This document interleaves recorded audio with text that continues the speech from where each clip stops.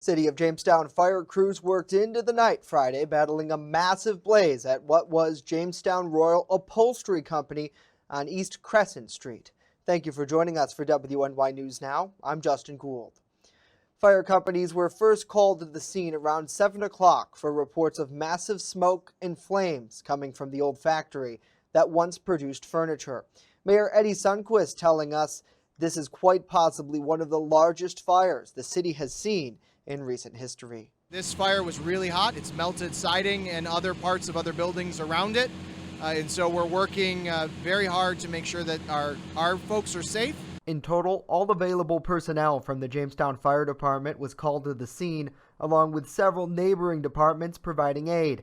As mentioned by the mayor, the heat of the fire was a big challenge for first responders. When the initial arriving companies responded here, the building was still standing and a lot of it has collapsed down due to the heat of the fire. Since then, an emergency demolition has been ordered, which will bring down the remaining structure, but Chief Kuhn says before the demo, crews will be searching the scene. As we go through and try to mop up hot spots, we'll be checking to make sure that there's been no injuries associated with this place. J.C. Moore, who lives nearby, first noted something was wrong when she saw a plume of black smoke billowing above her house. Additionally, she says some debris fell from the sky. We had like large pieces of debris like this big, and then there was also like small pieces that were like paper. We found some like burned pages that had letters on them still, like writing, and then there was like other pieces that looked like almost to be part of like the roof or something that was like, it was ash, but it wasn't ash that fell apart when you touched it. It was still a whole like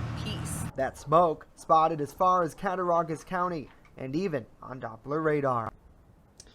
Now, as for what caused the fire, well, that's still up for debate. Joining us live in studio with more on our team coverage of this story is Julia Gress. Julia, what's the latest there?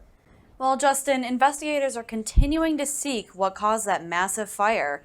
The fire, which Jamestown Fire Chief Matthew Kuhn says burned incredibly hot, impacted nearby homes and businesses, including a plumbing business across the street. The owner of the shop, who did not want to appear on camera for an interview this morning, tells us the Jamestown BPU have set up a temporary generator to restore power to his shop, which sustained some fire damage. Now that the blaze has been extinguished, an emergency demolition team has brought down the remaining structure. However, before that happened, Chief Kuhn says crews spent some time searching the rubble. As of airtime, we are still awaiting a call back from the fire department with more details about their continued investigation. However, those living in the area explain the impact this fire will have moving forward. It's a building that myself and my fiance have talked about a lot, about how we think that it could be utilized for other things in this town, and so yeah, it's definitely a huge thing and I think this day is not going to be forgotten in Jamestown.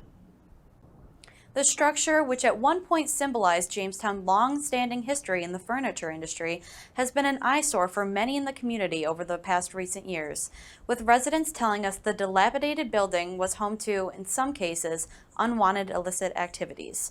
Live in studio, Julia Gress, WNY News Now.